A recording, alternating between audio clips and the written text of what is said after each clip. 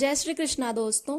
अष्टावक्र गीता के चौथे प्रसंग में हम लोग आगे बढ़ते हैं, जहाँ पर राजा जनक कहते हैं, आत्मैवेदम जगत सर्वम ज्ञातम येन महात्मना यदृच्छया वर्तमानम तम निषेधु क्षमेत कह।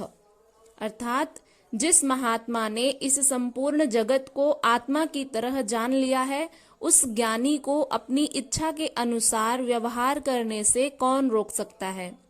यानी जिस महात्मा ने, जिस आत्मज्ञानी ने इस संपूर्ण जगत को आत्मा की तरह जान लिया है, जिसके लिए यह संपूर्ण संसार आत्मवत प्रतीत होने लगा है, उस ज्ञानी को, उस आत्मज्ञानी को भला अपनी इच्छा के अनुसार व्यवहार करने से कौन रोक सकता है।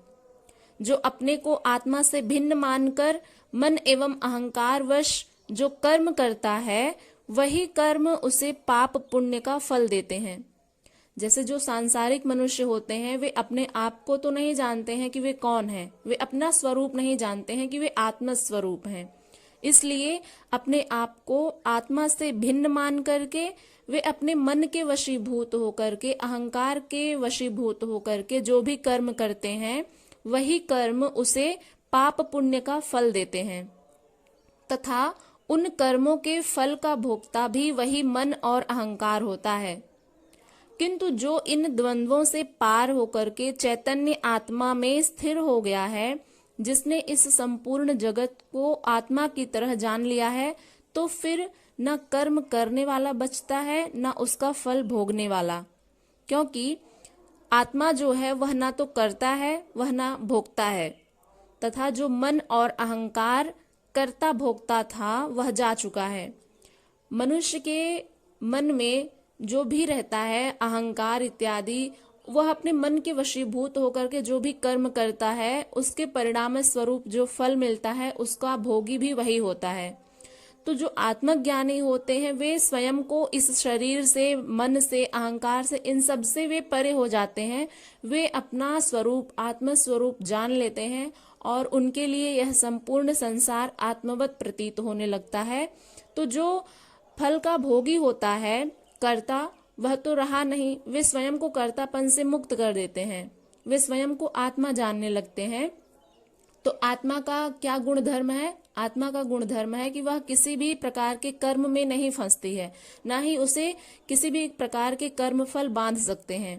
तो इसलिए यहाँ पर जब उस मन और अहंकार की उपस्थिति रही ही नहीं, इसलिए पुण्य पाप होता ही नहीं है। तो जब वह मन और अहंकार यानी कि भोगने वाला ही नहीं रहेगा, तो फिर भोग्य पदार्थ तो स्वतः ही नष्ट हो जाएंगे। तो भोगने वाला क्या है कि मन और अहंकार। तो जो मन और अहंकार पर विजय प्राप्त कर लेता है, तो उसके लिए पाप और पुण्य जैसे फल कोई मायने नहीं रखते हैं।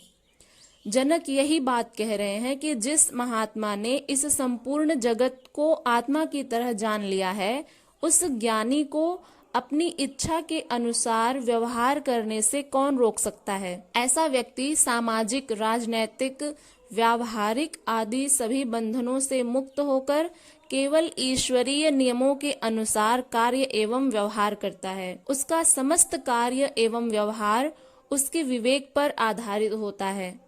इसलिए वह अपनी इच्छा यानी आत्मा की इच्छा के अनुसार कार्य करता है। वह मन, बुद्धि, अहंकार व शरीर आदि की इच्छा अनुसार कार्य नहीं करता है।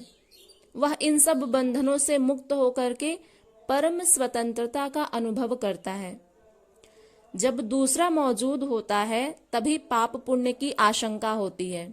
दूसरा अर्थात जब मनुष्य स्वयं को आत्मा से भिन्न मान करके, इस प्रकृति से भिन्न मान करके अपना अलग ही अस्तित्व मानता है, वह स्वयं को आत्मा से भिन्न मानता है, परमात्मा से भिन्न मानता है, तो उसे यह लगता है कि हम जो भी कर्म करेंगे उसके परिणाम स्वरूप परमात्मा हमें फल देंगे।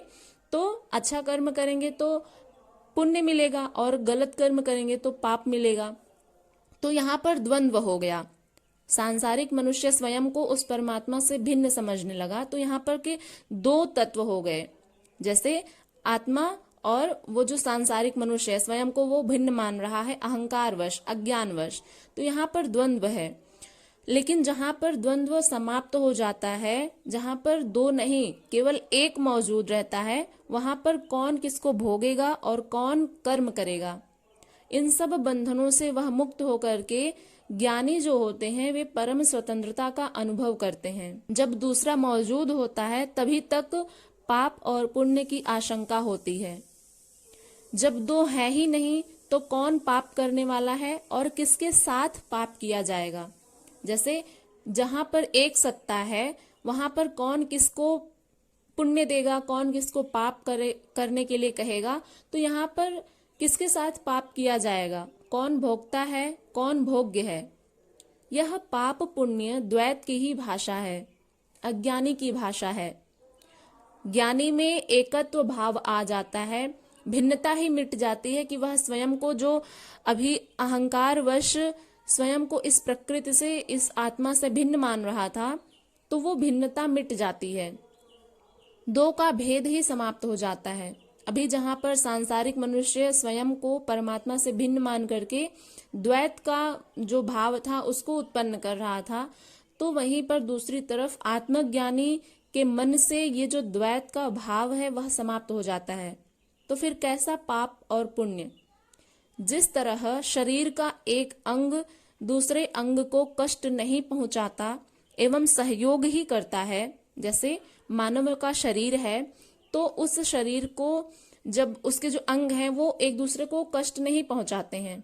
अगर भूलवश कष्ट पहुंचा भी दिया तो ना तो दूसरा अंग उसका बदला लेता है और ना उससे क्षमा ही मंगवाता है, ना पहले अंग को कोई पाप ही लगता है कि वह इस कर्म का फल भुगतेगा ही या वह अंग नरक में जाएगा।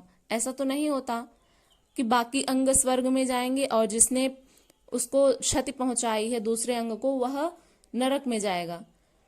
तो यहाँ पर भूलवश यदि कष्ट पहुंचा भी दिया तो दूसरा अंग उसका बदला नहीं लेता है, इस कर्म का फल भुगतेगा ही या फिर वह अंग नरक में जाएगा, बाकी अंग स्वर्ग में जाएंगे, ऐसा कभी नहीं होता है। यह पाप पुण्य, स्वर्ग नरक, दया, क्षमा आदि द्वैतवादी धर्म की मान्यताएं हैं। द्वैतवादी धर्म इसी संसार में ही है। इस संसार में रह करके सांसारिक मनुष्य पाप पुण्य, स्वर्ग नरक, दया, क्षमा जो द्वंद्व हैं इनमें ही, इन्हीं धारणाओं में, इन्हीं मान्यताओं में उलझा रहता है। और यही बात राजा जनक कह रहे हैं कि ये जो धर्म की मान्यताएं हैं ये मात्र अज्ञानी के लिए हैं, जो स्वयं को नहीं जानते हैं, जो स्वयं के आत्म स्वरूप को नहीं जानते हैं। ये धर्म और मान्यताएं उन्हीं के लिए ही होती हैं। अद्वैत को उपलब्ध हुआ ज्ञानी इन सब से पार हो जाता है। जो अद्वैत है, एक तो हो गया द्वैत और दूसरा अद्वैत। तो द्वैत जो है इस संसार में है। द्वैत क्या है? पाप पुण्य, स्वर्ग नरक, दया, क्षमा, प्रेम, घृणा, ईर्ष्या, अहंकार, लोभ, ये सब जो हैं ये द्वैत होते हैं, द्वंद्व होते हैं। तो जो अद्वैत है, अद्वैत को उपलब्ध हो जाते हैं, वे ज्ञानी इन सब से पार हो जाते हैं। उसे एकत्व का बोध हो जाता है, उसके लिए कोई पाप पुण्य नहीं होता। जो आत्मज्ञानी होते हैं वे इस संसार में रह करके भी इस संसार के द्वंद्वों से परे हो जाते हैं।